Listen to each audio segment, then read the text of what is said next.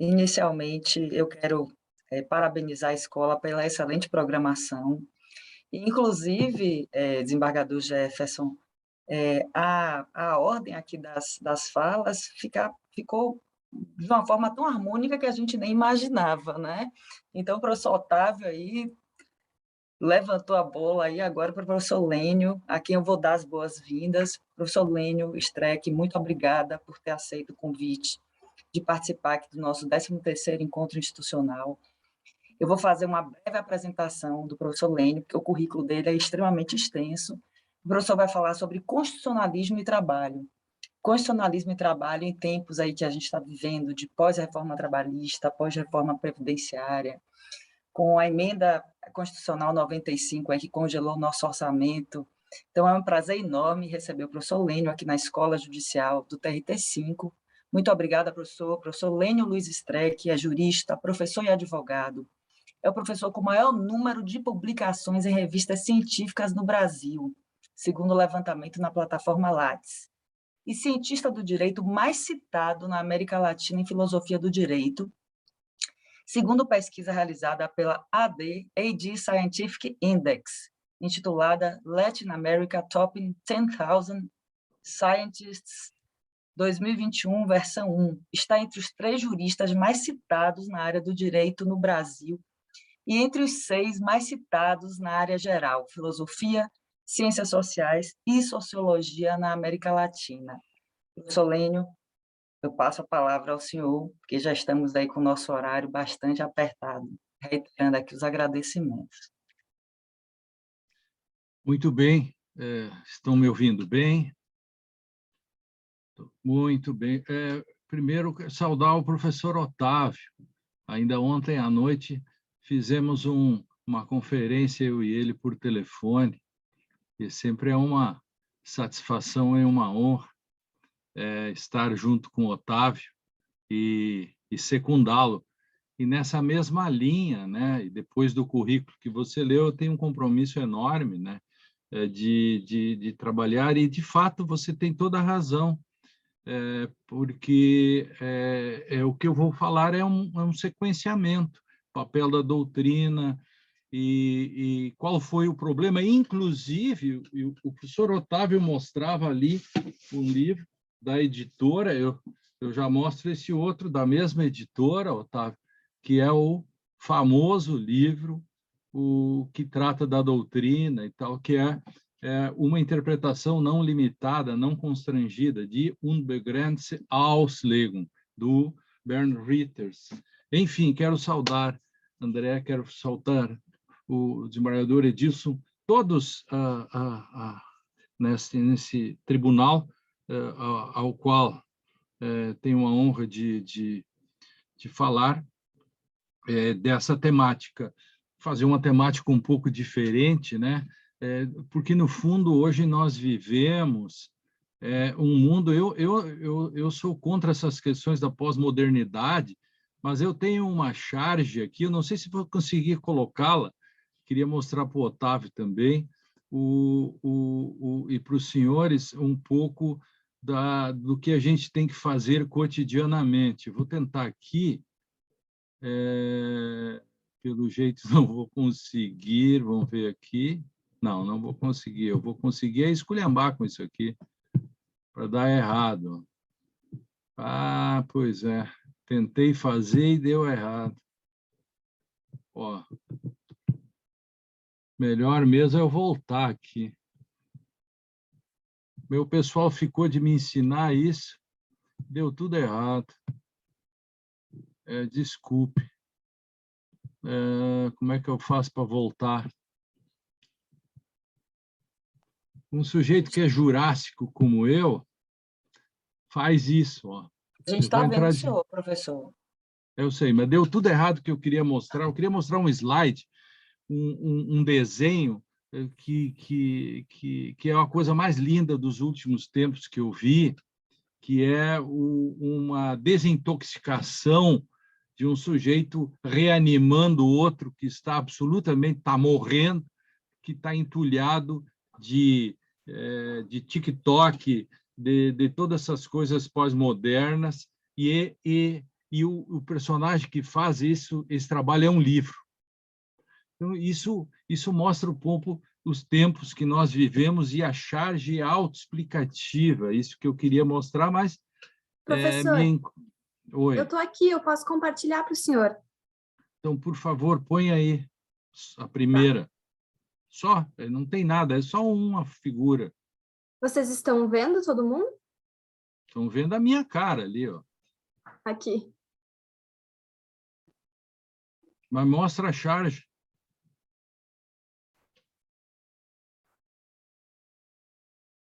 Acho que é o segundo slide. É o segundo... Mas esse aqui? Giovana, por que eles precisam olhar a minha cara ali, ó? Mas o senhor aliás, não está vendo o slide? Alguém está vendo o slide? O de Tá baixo, o de cima. Esse aqui?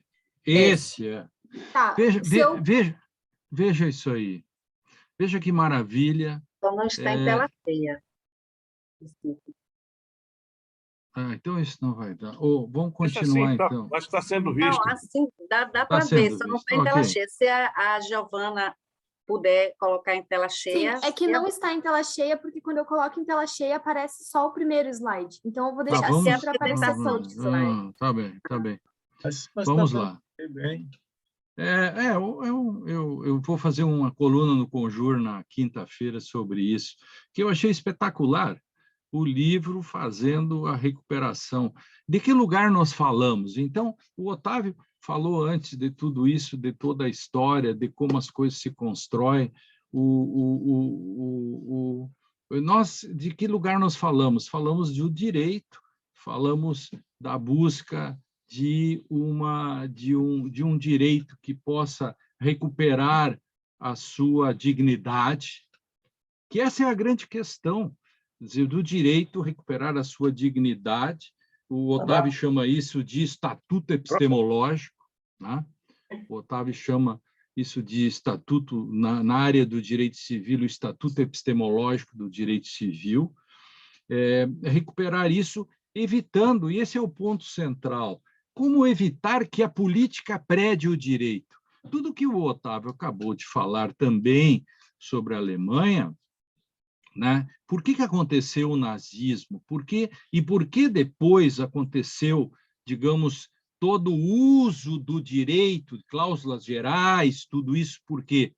Porque foi, de novo, quer dizer, o segundo problema de se usar o direito como um instrumento da política e um instrumento de desejos morais, etc., com o que o direito perde o seu estatuto epistemológico.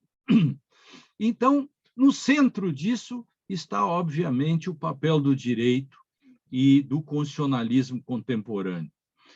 Em tudo que eu faço, em termos jurídicos, né, nos meus pareceres, por exemplo, eu coloco o papel da doutrina. Mesmo ainda quando eu era procurador de justiça, nos 28 anos, eu também dizia que, quando eu fazia um parecer, eu estava ali fazendo um papel da doutrina naquele mínimo sentido normativo, né, recuperando um pouco a importância de um autor como Savigny.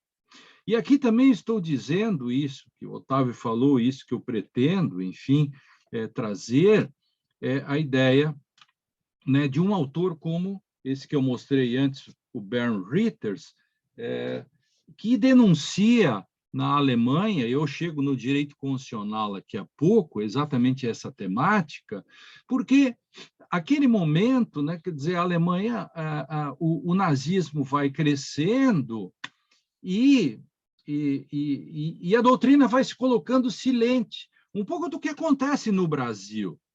Quer dizer, no Brasil, houve um determinado momento no Brasil em que a política foi amaldiçoada, foi criminalizada, o próprio direito foi moralizado ou desmoralizado, politizado, é aquilo que se chama de lawfare, e a doutrina, grande parte, quedou-se silente.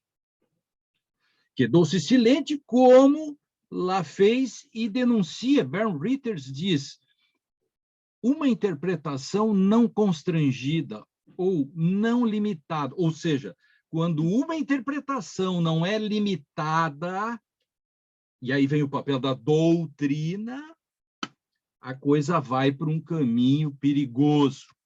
É nesse sentido que eu entendo tudo, aquela denúncia que o Otávio faz, é nesse sentido que eu trago de volta, dentro de todos os meus textos, essa tentativa de um papel normativo, né?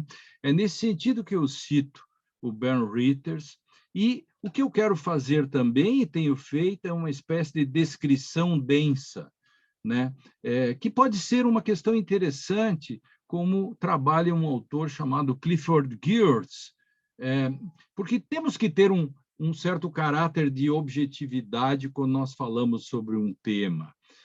Por isso, também, um olhar hermenêutico acredita em fatos. Existe uma frase muito famosa, que é do Nietzsche, né, que diz: não existem fatos, só existem interpretações, que é uma frase muito perigosa, porque com isso você pode dizer qualquer coisa sobre qualquer coisa. Você pode criar narrativas sem fatos. Narrativas que se desindexam dos fatos. Eu inverto a frase de Nietzsche e digo: só existe, em vez de não há fatos, só há interpretações de fatos, eu digo: só existem interpretações porque existem fatos. Então, qual é a melhor metodologia para se ver essas coisas? Primeiro, eu faço uma desleitura do direito de um fenômeno, né, que o Harold Bloom vai chamar de desleituras. É porque nós sempre deslemos as coisas. Nós lemos, mas, ao mesmo tempo, estamos deslendo. A desleitura é a retirada, como faz um trabalho de arqueologia. Aliás, a arqueologia, arqué, é início. Por isso que princípio em grego é arqué. E arché, anarché, é ausência de princípio. Então, na origem, é arché. Então, arché, arqueologia, a gente com pincelzinho vai fazendo uma limpeza, né, dos conteúdos semânticos, que existem sobre os textos. Eu chamo isso também de palimpsesto. Um caso difícil acaba virando um caso fácil. Aliás, não há diferença entre casos fáceis e casos difíceis. Então, nesse sentido, quando nós trabalhamos no direito, a gente vai ver sempre as questões centrais. Quando eu busco um grau epistemológico, quando eu busco salvar o direito, quando eu busco preservar o direito, eu busco o direito naquilo que é a fundamentação como condição de uma decisão. Nesse sentido, eu chego até a dizer, no meu dicionário de hermenêutica, que existem condições de nós trabalharmos no direito com evidências empíricas. O que são evidências empíricas? É possível, no direito, você abandonar essa lenda urbana de que é possível dar qualquer decisão, que é possível dar qualquer resposta no direito, é possível você alcançar respostas adequadas. Respostas adequadas à Constituição, que é o tema central disso que eu vou falar. Seja ele no direito penal, no direito do trabalho, seja no direito civil, em qualquer lugar. A Constituição. Agora, eu tenho condições de provar até mesmo argumentos que se colocam de forma irracional e que eu posso demonstrar o contrário. Tem uma história muito interessante, foi de onde me surgiu a ideia, foi da Espanha. Na verdade, a ideia original vem do Círculo de Viena, do velho neopositivismo ou o empirismo contemporâneo, o empirismo lógico da época, e eu tirei isso, fiz uma adaptação, mas há um caso interessante na Espanha que me mostram que é possível no direito evidências empíricas.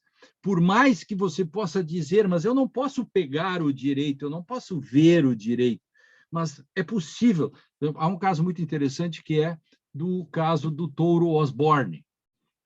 Quem vai pela Espanha vê aqueles grandes touros pretos, né? E antigamente aqueles touros, aquelas grandes imagens dos touros estavam lá, estava escrito na frente assim do touro: veterano, conhaque veterano. Então se via aqueles grandes touros. Aí veio uma lei na Espanha que diz assim: é proibido em todas as carreteras, em todas as estradas, colocar outdoor. Claro, porque atrapalha a visão, e a questão paisagística, etc., etc., segurança no trânsito. E o que fizeram os espertos? O CEO, essa figura pós-moderna, né, o CEO, tal. O cara teve uma grande ideia, disse: não, nós não vamos tirar o touro, nós vamos só apagar a palavra veterano, conhaque veterano, deixa o touro lá, o touro, aquele imenso touro, né? Aquele touro forte, lá, metros de altura.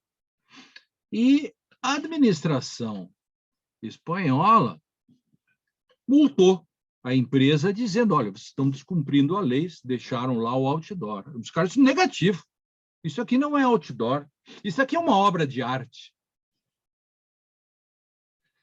E essa questão, esse imbróglio todo foi parar no tribunal não constitucional, no tribunal administrativo. E não é que a empresa ganhou? Um dos argumentos, ou o argumento é tal, porque que o touro era bonito. Agora, evidência empírica.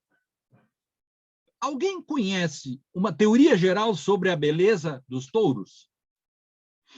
Ou, se verdadeira a tese, por que não colocar uma fábrica de biquínis, colocar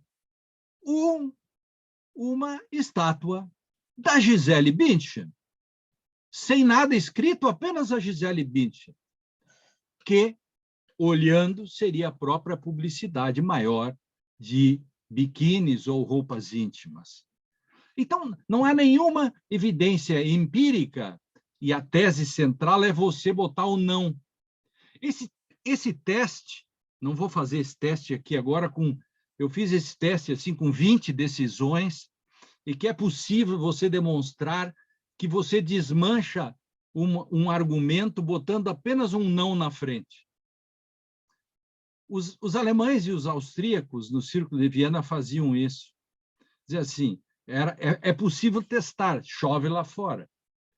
Mas não está chovendo lá fora. Por que esse argumento é verdadeiro? Se eu botar um não na frente, não chove lá fora. É muito simples. Agora, se eu disser: os duendes se apaixonam na Lua, se você botar os duendes não se apaixonam na Lua, não muda nada. Por quê? Porque duendes não existem e não há nenhuma teoria até hoje que demonstra que eles estão morando na Lua. Portanto, sem sentido.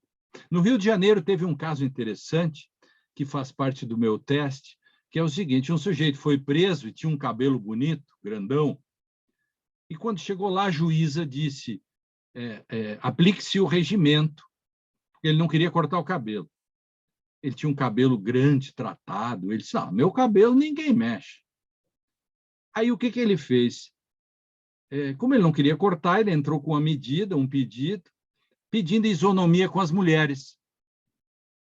Afinal, o cabelo dele era grande, que nem das mulheres, tão bem tratado quanto. E por qual razão ele, o homem, teria que cortar o cabelo se as mulheres não cortam o cabelo? A juíza deu uma de touro Osborne, deu uma de tribunal espanhol e disse: nego a pretensão. Afinal, esta lei só se aplica aos homens porque as mulheres são mais higiênicas. A pergunta que se faz, e se eu botar um não na frente, o que muda? Existe alguma teoria até hoje que demonstre cientificamente que as mulheres são mais higiênicas que os homens? Ou, pelo menos, no plano do cabelo, as mulheres cuidam mais dos cabelos que dos homens, e, portanto... Então, eu quero dizer que o direito é um fenômeno tão complexo, tão interessante e tão sério, que até mesmo eu posso buscar evidências empíricas para demonstrar os meus argumentos. O que eu quero dizer com isso, mais simplesmente, nas desleituras que se faz sobre o direito, nós temos que respeitar o objeto e não transformá-lo simplesmente num argumento retórico. Porque se eu posso dizer qualquer coisa sobre qualquer coisa, por exemplo, parece óbvio que o touro não poderia ficar lá, mas o sujeito queria, aí vem o segundo problema. É o viés de confirmação. Afinal, nós fundamentamos ou apenas usamos o direito e os argumentos como viés de confirmação? Pensam que os argumentos devem ser fundamento e não o argumento. Aqui entra a Constituição. A Constituição mesmo não pode ser um viés de confirmação quando me interessa. Quem inventou essa história de viés de confirmação foi o Francis Bacon. Já faz tempinho. Então, que é o quê? A busca e o uso de informações para apoiar as ideias, crenças que eu já tenho antes de começar a discussão. Eu já tenho antes. Então, o que é o viés de confirmação? Quando um indivíduo procura e usa as informações para apoiar as suas próprias crenças, ele as usa no final naquilo que ele já tinha. Ou seja, a Constituição às vezes serve para confirmar o que já pensamos. Mas quando a Constituição coloca-se contra o que nós pensamos, a gente deixa a Constituição de lado e inventa um argumento retórico como o touro é bonito. Ou as mulheres são mais higiênicas que os homens. Ou eu preciso deixar esse cara preso. Eu ouço a voz das ruas. Eu não sei se alguém já ouviu a voz das ruas. E se eu disser não voz das ruas? Não tem diferença nenhuma, porque eu não consigo provar cientificamente a voz das ruas. Não existe um vozômetro, não existe um aparelho.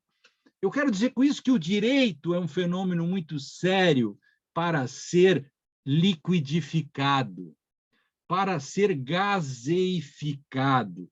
E o que hoje se faz muito é uma gaseificação do direito.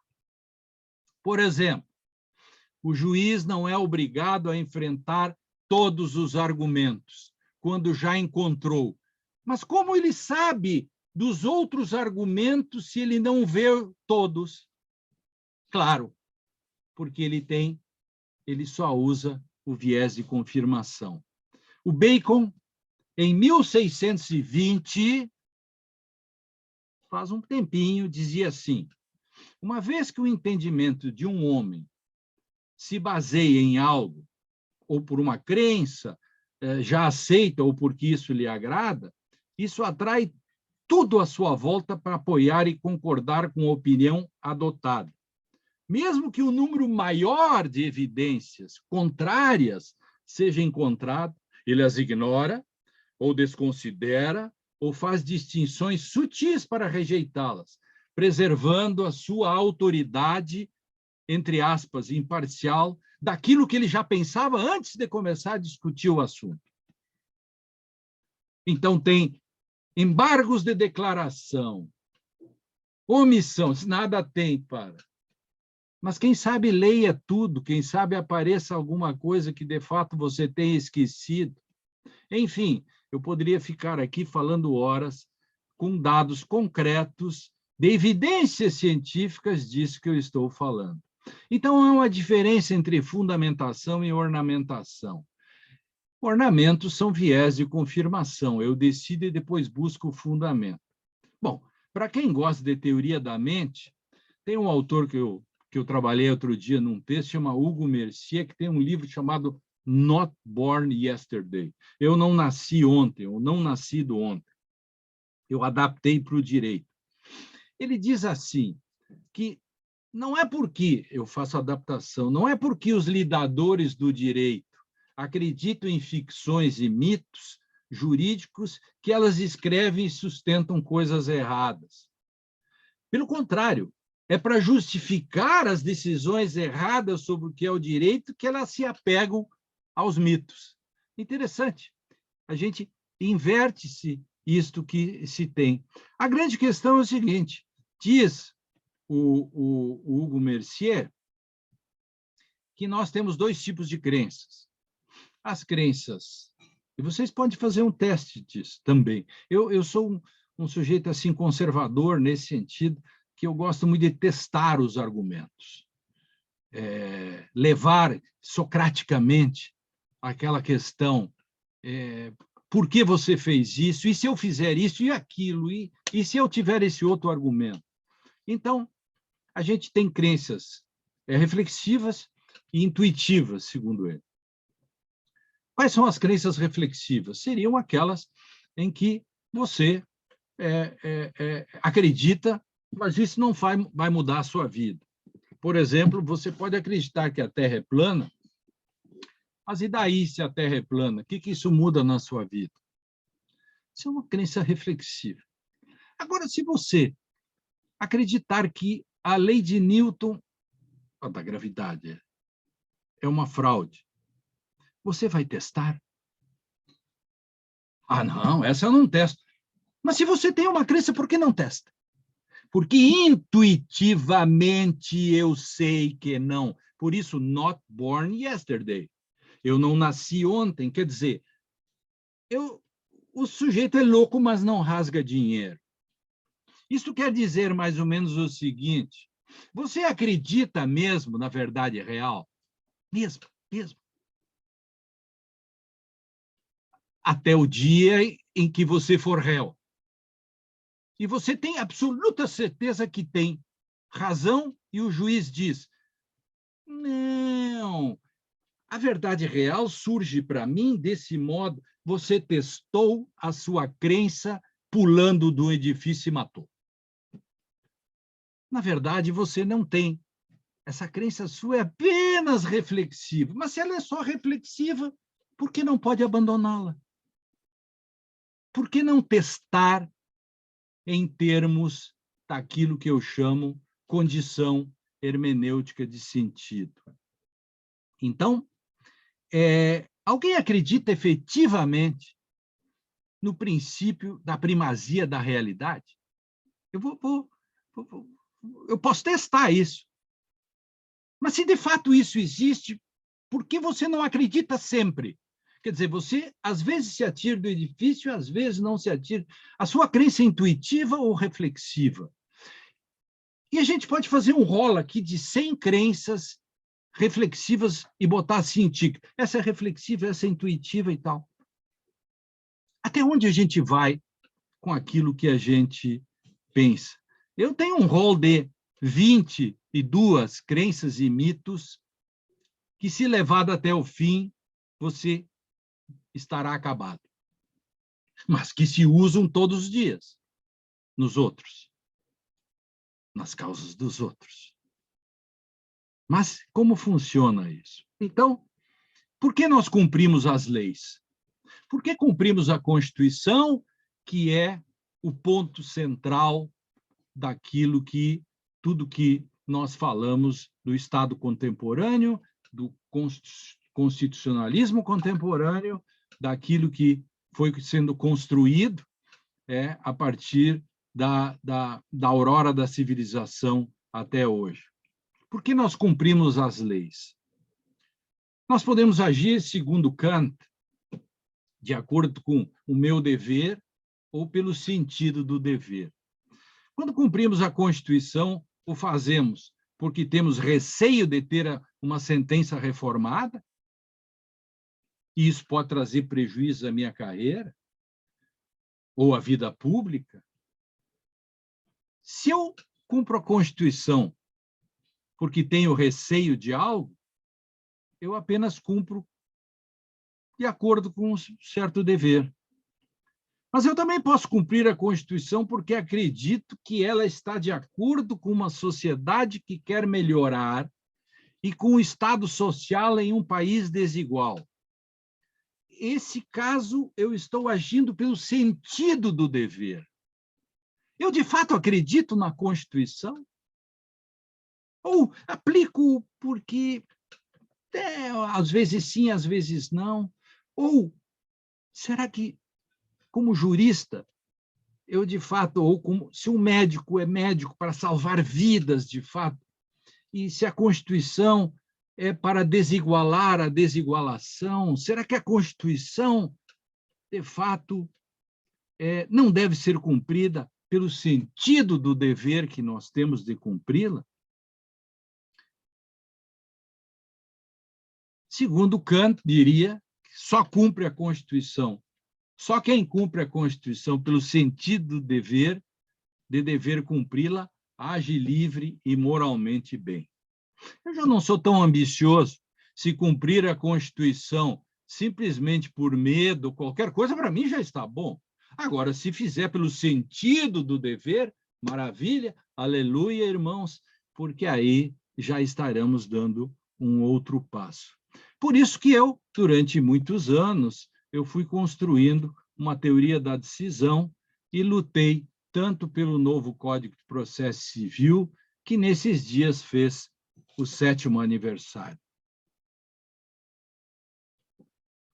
Eu ajudei a colocar lá alguns dispositivos e lutei para que não fossem vetados outros, né? E sempre lutei para que, por exemplo, muitos dispositivos como coerência e integridade, que eu coloquei lá, fossem trazidos também para dentro do direito do trabalho. Até hoje, esta luta tem sido fracassada. Preocupei-me também com os precedentes. Esse é um problema brasileiro quando eu vejo assim que existem centenas ou não sei quantas OJs do TST. E aí eu pergunto, é uma crença reflexiva ou intuitiva? Alguém acredita efetivamente que o TST tem o direito, assim, legítimo, de fazer OJs? Assim, e você tem que cumpri-la, assim. Mas, se o cara não foi eleito, por que ele faz uma lei? Por que eu estou dizendo isso? Para mostrar que um precedente nunca é feito para o futuro. O grande problema da doutrina brasileira, aí volto a falar na doutrina, que doutrina pouco, é que no Brasil a gente acha que precedente sempre a gente faz para o futuro. Eu vejo tribunais dizendo assim, ó, vamos agora julgar e fazer esse precedente para que daqui para frente... Não, precedente existe. Ou não.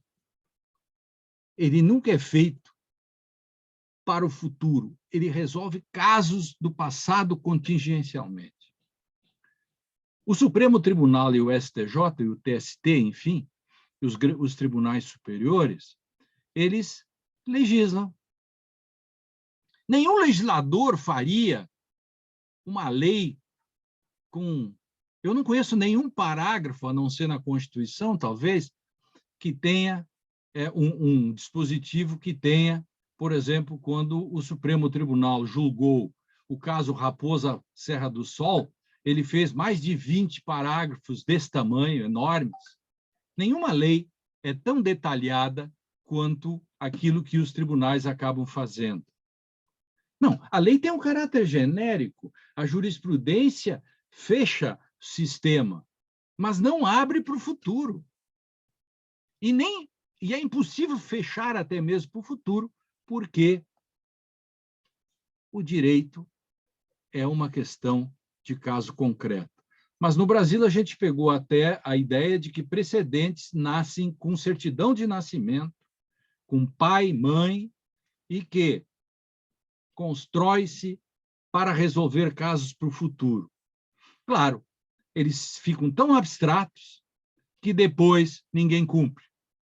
Aí depois os tribunais dizem, mas ninguém cumpre na República os nossos precedentes. Claro, o que vocês fizeram não foram precedentes, porque precedentes tem uma holding, Isso daria outra palestra para explicar de como funciona essa questão dos precedentes.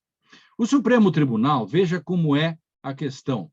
Na Europa, a fundamentação, nos modos que eu estou fazendo, ela é um direito fundamental. Então, no Brasil, nós temos, veja o que é um precedente. Precedente deveria ser todo julgamento de uma corte superior com autoridade e que um caso próximo se encaixasse naquele, nos mínimos detalhes, não precisaria ser uma tese ou uma súmula vinculante. Eu vou mostrar para vocês um precedente do Supremo Tribunal aqui. E vejo que ele se encaixa para qualquer ramo. Mas ninguém o cumpre. Porque ele não ganhou o rótulo de tese. Ele não é uma súmula vinculante. E ele é mais um dos julgados que estão perdidos no meio hoje de tantos gigabytes. Vou ler para vocês. Um mandado de segurança relatado pelo ministro Gilmar Mendes. Um belíssimo julgamento. Diz assim: a pretensão à tutela jurídica corresponde à garantia consagrada no artigo 5º, 55 da Constituição, contendo os seguintes direitos. A. Sempre temos direito de informação. Recht auf Information, que obriga o órgão julgador a informar a parte contrária dos atos praticados no processo e sobre os elementos dele constantes. Não está perfeito?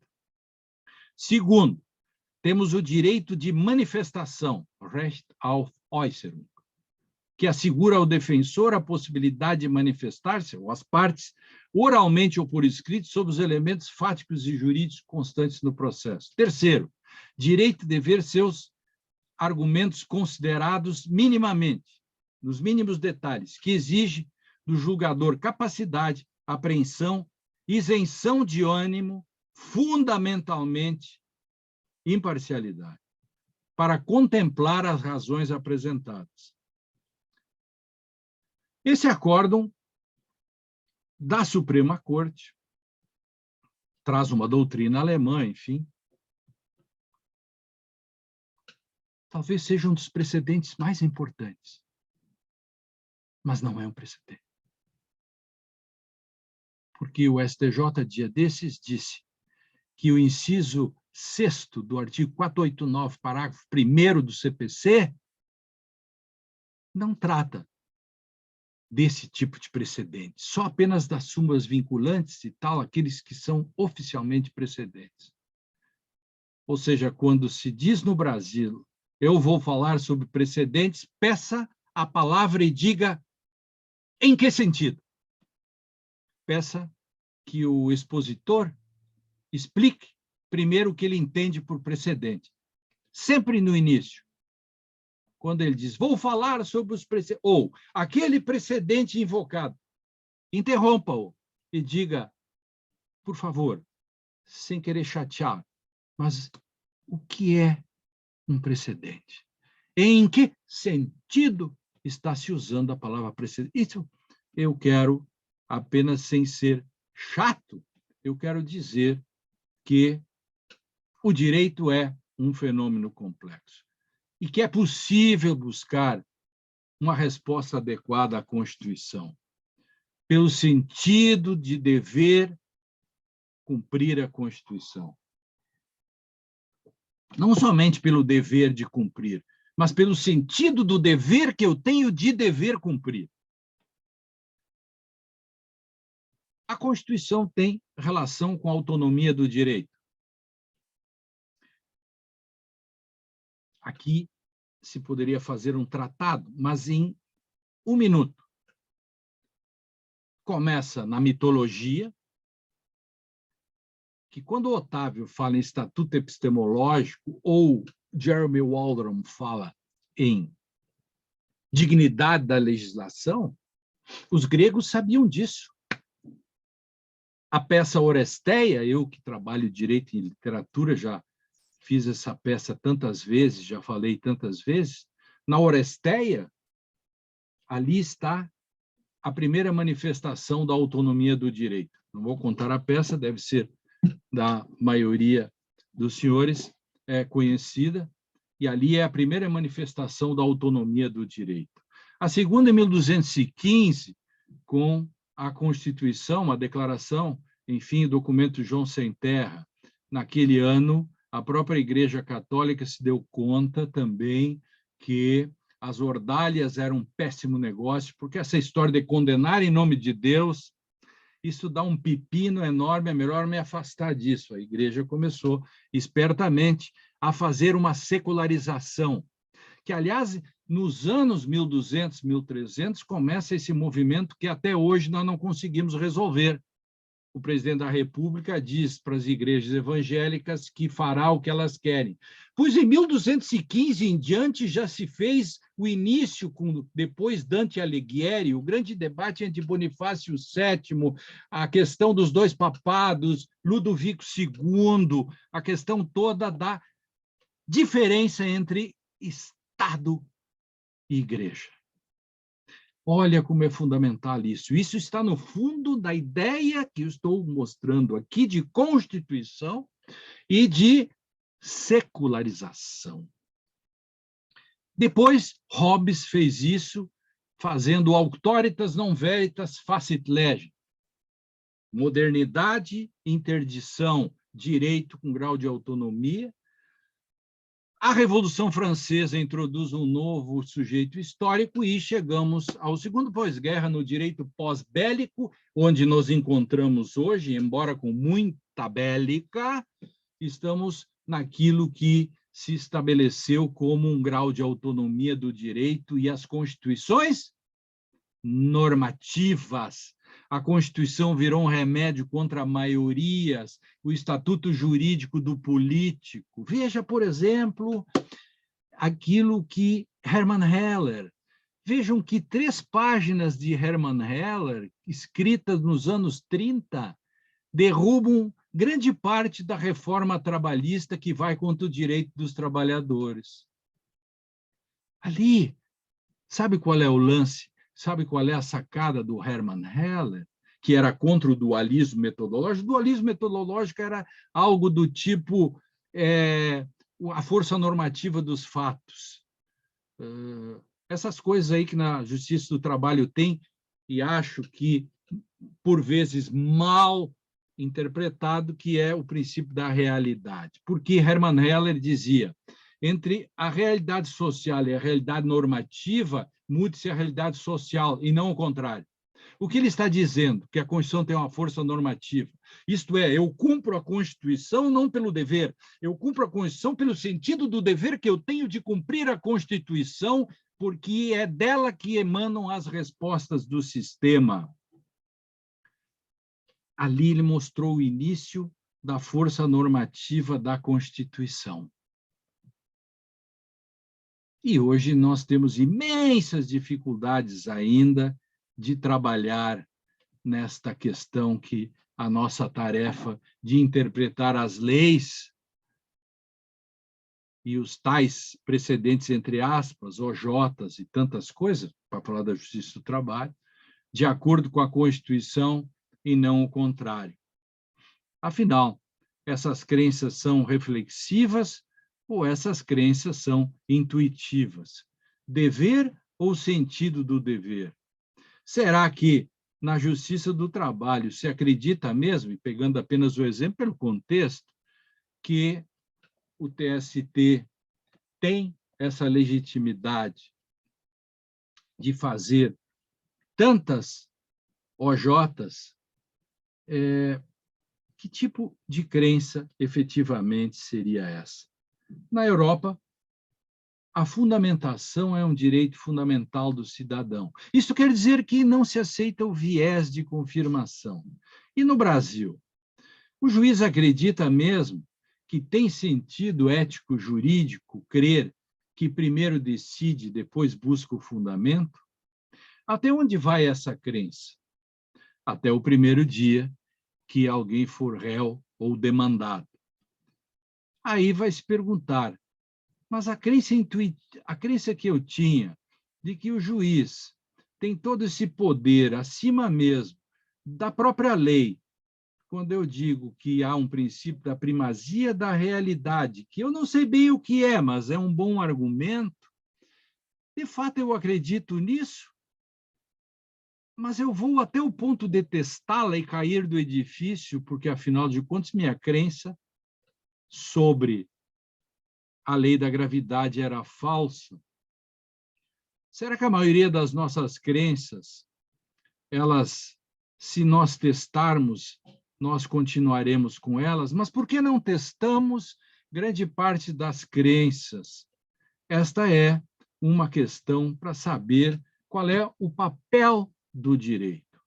A Constituição, a partir do segundo pós-guerra, nós trouxemos a ideia. Aliás, a literatura nos ensina muito melhor o papel da Constituição. Por quê? Porque a Constituição, como estatuto jurídico do político, ela é aquilo que vai filtrar hermeneuticamente todo o sistema.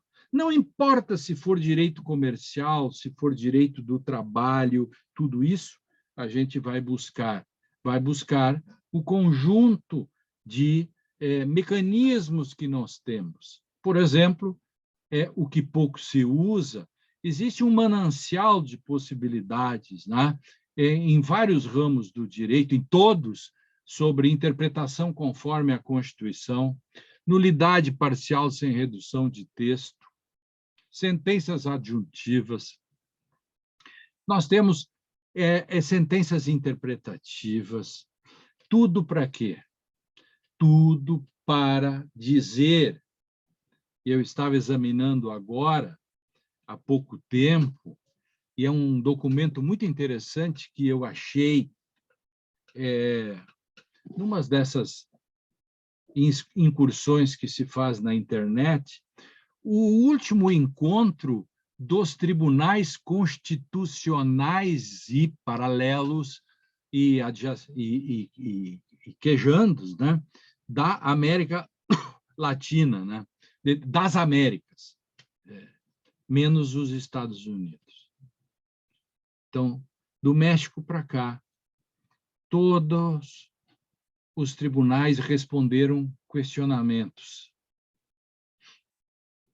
Como é que o Tribunal da Guatemala faz? Como é que o Tribunal da Colômbia faz? Como é que o Tribunal do Rio Grande do Uruguai faz? No meu livro, este aqui, Jurisdição Constitucional, eu conto um pouco de tudo que acontece na América Latina. Inclusive, agora, os tribunais constitucionais nos mostram uma dada perspectiva que, se nós estudássemos muito bem, nós veríamos como nós fazemos pouco com todo o manancial de possibilidades que temos. Um juiz decide de um modo, mas existe um manancial de instrumentos à disposição que vão desde daquilo, por exemplo, que o Tribunal Constitucional da Colômbia mostra, e que também trouxeram o Tribunal Espanhol junto nessa discussão, que mostra o seguinte: na Espanha, isso parece engraçado, mas não é. Logo depois, no ano seguinte da Constituição, ou 2 anos depois, a Constituição é de 78, o Tribunal Constitucional Espanhol decidiu num determinado caso e deu o seguinte acordo: todos os juízes da Espanha são obrigados a interpretar as leis de acordo com a Constituição.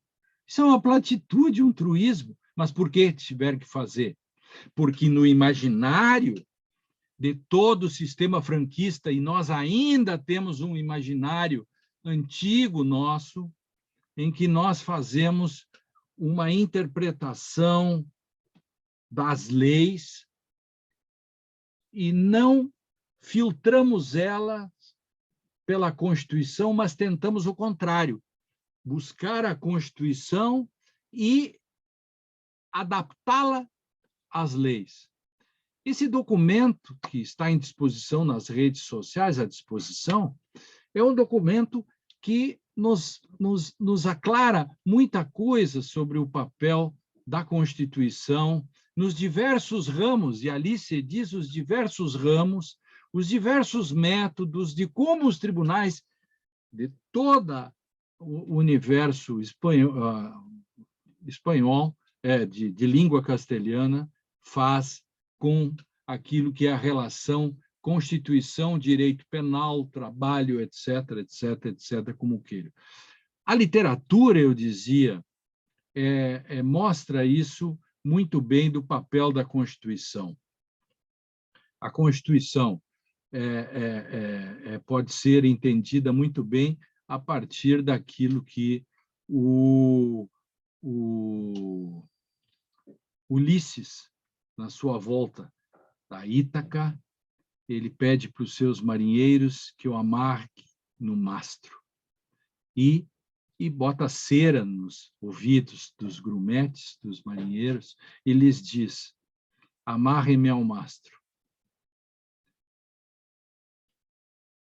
E, sobretudo, não obedeço mais nenhuma outra ordem que não seja esta primeira. O que está ali? A cláusula pétrea. Ali se construiu o quarto do pânico da democracia. As correntes do Ulisses e a proibição de mudar uma cláusula pétrea que ele instituiu, sob hipótese alguma, obedeçam qualquer outra ordem que eu lhes dei, que é a primeira, que me amarrem ao mastro. Isto faz com que eu possa sobreviver. A democracia só sobrevive se nós cumprimos essas cláusulas, em todos os ramos, que vão dos mais diversos ramos que nós temos. A Constituição, nesse sentido, é uma construção que é produto da moral, da política e da economia. Sempre. Se você fizer um regulamento do condomínio, será a luta entre a moral, política e economia. E depois de pronto, começa uma luta. Claro, os que perderam vão querer mudar. Mas eles não podem mudar tudo. A democracia está sustentada em cláusulas pétreas e dificuldades de fazer emendas constitucionais. E na jurisdição constitucional, este mecanismo que é dificultado para dois ramos, direito militar e direito do trabalho. Por que no direito penal, no direito civil, você consegue fazer um recurso extraordinário e vai direto ao Supremo? E por que só na justiça militar e na justiça do trabalho você tem que primeiro esgotar, a partir de um recurso de revista, chegar no TST e, violada a Constituição, quiçá, como diria um advogado lá da minha terra, na época que o computador tinha tirado a cedilha, ele lia cuicas em vez de quiçá. Por quê? Porque um lida com a tradição brasileira de golpes, etc., e, portanto, a questão militar tem que ser cuidada, e, de outro, a relação capital-trabalho, onde a justiça do trabalho faz essa tensão diária e, claro, como levar um conflito trabalhista diretamente para o Supremo Tribunal? Não, primeiro tem que se filtrá-lo num tribunal como o TST, que legisla por OJs, etc., que vai filtrando o sistema para só no limite do limite do limite deixar passar alguma coisinha para o Tribunal Constitucional, que é o Supremo. Como se não existissem inconstitucionalidades na justiça do trabalho. Eu não sei se já pensaram nisso, mas parece que as inconstitucionalidades estão todas no direito civil, direito penal, em tudo que é lugar, porque aí pode ir direto com recurso extraordinário. Mas na justiça do trabalho, só depois que alguém filtrou. Mas filtrou nos mínimos detalhes e sobra só o grano Salles. E aí, com muita sorte, vendendo a mãe, matando 2 jacarés, etc., se consegue chegar no Supremo Tribunal com a matéria constitucional trabalhista. Não é fácil, senhores. Os senhores têm mais dificuldades, talvez, do que apareçam e que as pessoas saquem qual é a grande dificuldade. É nesse sentido que eu queria trazer essas minhas reflexões sobre o lugar que nós falamos, o papel da doutrina, a possibilidade de nós termos evidências, o rigor científico que é possível fazer. E isto aqui é apenas uma instigação, apenas eu quero provocar algumas angústias em alguns dos senhores. Se eu conseguir fazer isso, eu quero dizer, com toda humildade, que em 1983, faz tempo, eu sou antigo, eu tinha saído da faculdade, feito 3 cursos de especialização na área da filosofia e ciências humanas e fui fazer especialização em direito, porque no meu interiorzão não tinha nada disso, eu morava no meio do mato, e chega uma caravana comandada pelo professor Luiz Alberto Vará para dar um curso de filosofia do direito. Estou lá sentado, matuto, feito uma faculdade com todas as dificuldades, um pobre como eu, que fez a faculdade com 5 livros e alguns xerox que desbotava. O professor chegou e me atirou no colo no primeiro dia 2 volumes. Teoria Pura del Derecho, Hans Kelsen. Eu nunca tinha ouvido falar desse cara. E fui estudar, e fui tentar e tal. Fui até o hotel onde ele estava 2 dias depois e disse, professor, não dá, estou profundamente angustiada, não estou entendendo um ovo desse negócio. E ele disse, muito bem, estás com uma buena enfermidade, estás com angústia epistemológica. Nunca te cures. Nunca me curei. Eu tinha recém-casado, a minha filha tinha 1 ano. Eu larguei o meu emprego, que todos cobiçavam, que era Caixa Econômica Federal concursado. Larguei tudo isso e fui correr atrás do mestrado para estudar tudo isso. E nunca me curei dessa angústia epistemológica. Quando eu faço uma palestra e digo algumas coisas que muita gente pensa que não tem muito sentido, porque é muito complexo, etc., ou qual é a importância de se discutir, por exemplo, as grandes questões ligadas à doutrina alemã e outras, Otávio já mostrou um pouco isso, eu me contento com pequenas nesgas de angústia epistemológica, que eu possa incutar em alguém 5%, que alguém diga, poxa, essa parte eu não sabia, eu vou atrás disso, né? É nesse sentido que eu queria trazer isso. Perguntaram para um sujeito que eu gostava muito, que morreu há pouco tempo, né? Que era um professor um professor da Unicamp, que, por incrível que pareça, eu esqueci o nome agora, mas esqueci o santo, mas não esqueci o milagre. Perguntaram para ele o que veio primeiro, o jardim ou o jardineiro? E ele disse, muito fácil, primeiro veio o jardim. Primeiro veio o jardineiro, porque onde tem um jardineiro, um dia vai florescer um jardim. Onde só tem um jardim e não tiver jardineiro, um dia tudo isso vira um inso, um matagal. Nós precisamos de jardineiros. Hoje estão substituindo os jardineiros por inteligência artificial, robôs, TikToks.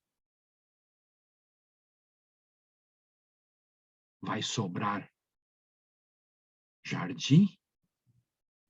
Eu sou um jurássico que acredito no jardineiro, que não acho que a justiça possa ser substituída por algoritmos.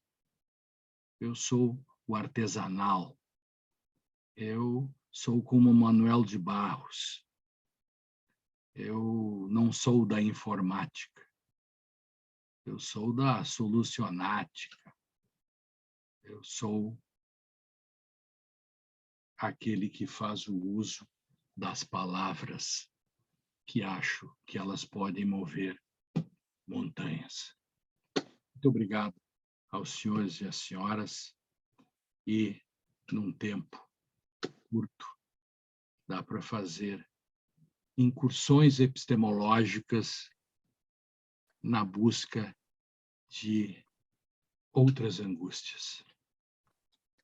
Um abraço a todos. Muito obrigada, professor. Muito obrigada. Agora estamos todos com angústias epistemológicas aqui. No chat, o chat está bombando, como a gente diz, né? Eu imagino que a gente não tenha tempo, né? Porque já ultrapassamos o nosso... Eu agora, em 10 minutos, eu entro ao vivo.